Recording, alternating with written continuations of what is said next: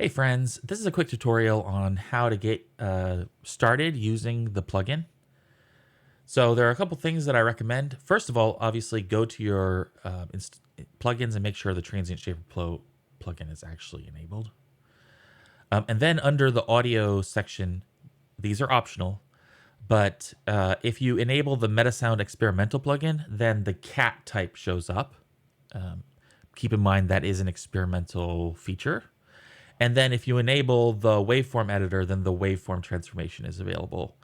Obviously only in the waveform editor itself, but those are both required if you want to use those features. Lastly, this is a recommendation. I suggest adding milliseconds to your project settings units. So if you go down to editor in the project settings and the editor appearance, you'll see under units, there's an advanced property set, and under there's time, and by default you'll see seconds and minutes. So anything that's a time property in Unreal will display with these units, but the Transient Shaper Pro plugin's timing parameters are set to milliseconds because right now we only have seconds and minutes. Seconds will be the default, but I recommend adding milliseconds.